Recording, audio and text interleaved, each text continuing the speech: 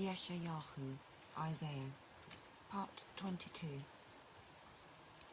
The message concerning the valley of his Zion. What troubles you now, that you have all gone up to the housetops?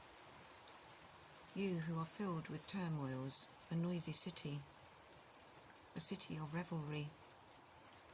Your slain are not slain with the sword, nor the dead in battle.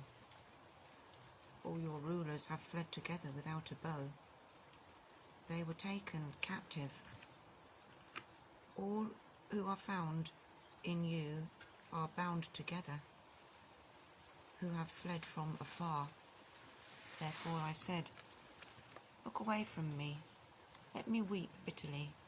Do not try to comfort me because of the ravaging of the daughter of my people, for it is a day of uproar and treading down, and perplexity by the Yahweh of hosts in the valley of his Zion. Breaking down of a wall and of crying to the mountain. And Elam bore the quiver with chariots of men and horsemen, and Kir bared the shield. And it shall be that your choicest valleys shall be filled with chariots, and the horsemen shall take up positions at the gate. Then he removed the covering of Yehudah, and you looked in that day to the weapons of the house of the forest, and you saw the breaches of the city of David, that it was great, and you gathered together the waters of the lower pool, and you counted the houses of Yerushalayim, and the houses you broke down to strengthen the wall. And you dug a ditch between the two walls for the water of the old pool. But you have not looked to its maker, nor have you seen him who fashioned it long ago. And in that day the Yahweh of hosts called for weeping and for mourning, for baldness and for girding of with sackcloth. Then see, joy and gladness, slaying oxen and killing sheep, eating meat and drinking wine.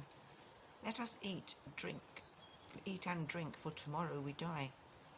And it was revealed in my hearing by Yahweh of hosts, for this wickedness shall certainly not be pardoned until you die, said the Yahweh of hosts. Thus said the Yahweh of hosts, go, come to this steward, to Shebna, who is over the house, and say, what have you here, and whom have you here? That you have hewn a tomb here, as he who hews himself a tomb on high, cutting out a resting place for himself in a rock.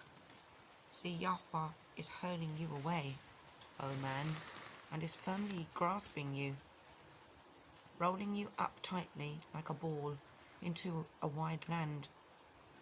There you are to die, and there your esteemed chariots are to be the shame of your master's house. And I shall drive you from your office, and you shall be ousted from your position.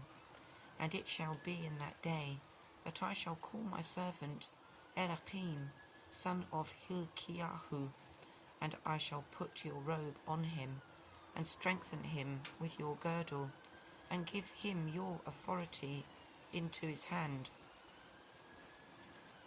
And he shall be a father to the inhabitants of Yerushalayim, and to the house of Yehudah. And I shall place the key of the house of David on his shoulder, and he shall open, and no one shuts, and shall shut, and no one opens. And I shall fasten him like a peg in a steadfast place. And he shall become a throne of esteem to his father's house. And they shall hang on him all the weight of his father's house, the offspring and the offshoots, all vessels of small quantity, from the cups to all the jars.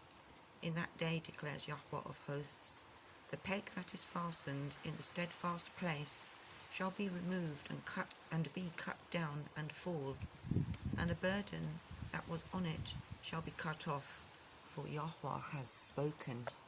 Amen.